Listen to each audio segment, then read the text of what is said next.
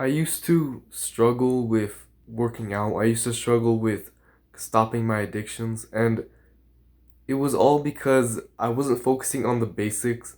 So something like quitting video games is great and all if you actually have a foundation to go off of. And I only built that foundation that I'm talking about right now because I focused on the basics. So, what are the basics? It is honestly, it's like the bare minimum of health that you need to have to even stop procrastination in the first place. And it seems very simple, but you'd be surprised about how much you're actually following along to this.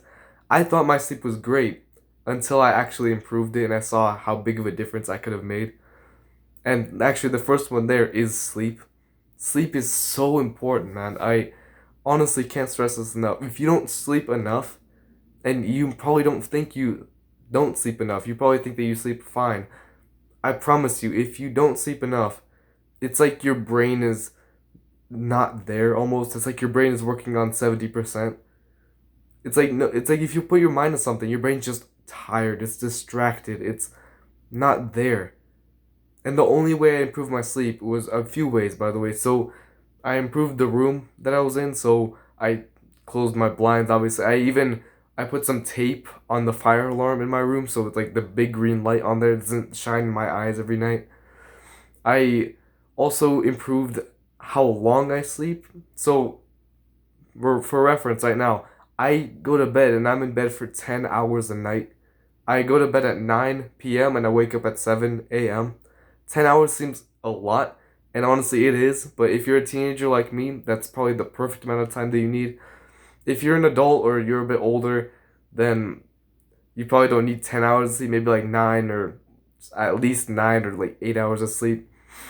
And as a side note, whenever people say get out 8 hours of sleep, that doesn't mean 8 hours of bedtime.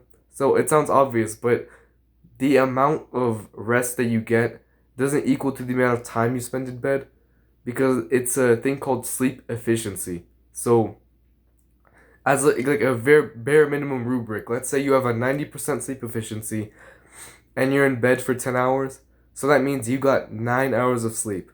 10 times point 0.9. Right, and I'm not telling you to get 10 hours of sleep, but just as a reference, you need more than 8 hours of bedtime to get 8 hours of sleep, just as a reference.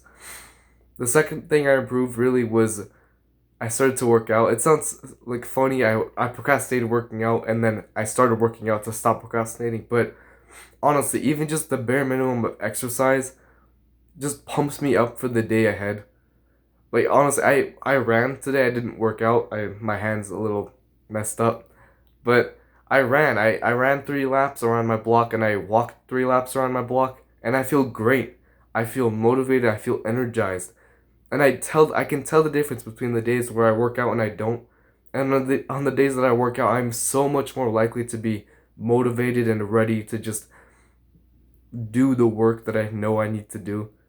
On days that I don't work out, I feel much more lazy and much more likely to procrastinate.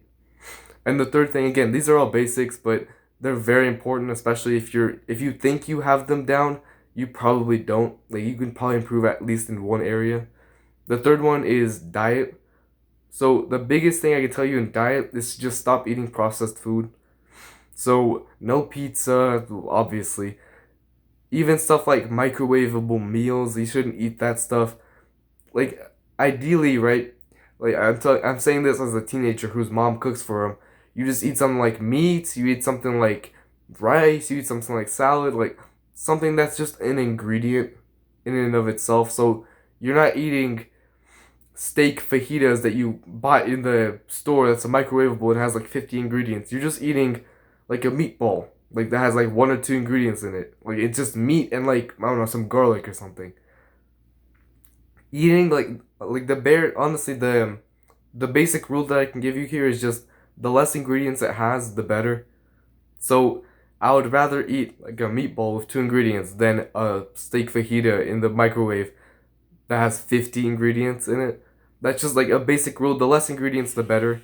And you can slowly but surely improve your diet that way.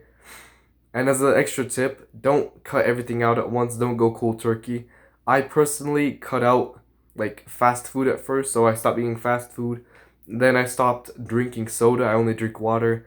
Then after that, I moved on to chips. I stopped eating chips. I just eliminated one thing at a time. I didn't quit everything at once because it's just not plausible. You're gonna have cravings, but if you slowly but surely get rid of one thing at a time, you're not gonna have cravings. And even if you are, you can just eat the thing that you're still allowing yourself to eat at the moment, but just less of it, right? You have less and less of the processed food.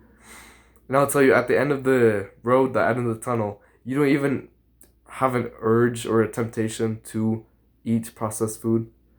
And again, all of those that I just said are so basic, but honestly, you'd be surprised at how much you can improve in every single one of them.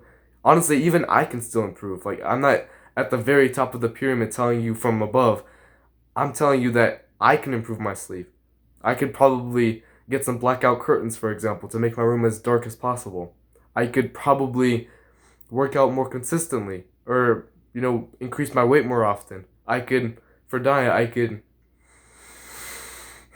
diet, I mean, I could probably completely cut out fast food. So it's like every now and then when I go out with friends, I probably just eat whatever they eat. But at home, I always eat clean. I could probably stop eating stuff like fast food whenever I'm with friends. That's a big step for me. But you see, like, you can always improve in it. I've been working at this for a year and a half, and I'm still working on it. And once you get those three basics down, doing anything else is so easy. Like procrastination, right? You want to avoid pain, but whenever you're energized, you're motivated, you're not tired, it's so much easy to just deal with the pain of working, of doing what you know you should do. Like, it just builds you up. It gives you a foundation off of which you can jump off of and start working and start using effort. I hope this helped you, man. I offer coaching in the description if you need more help.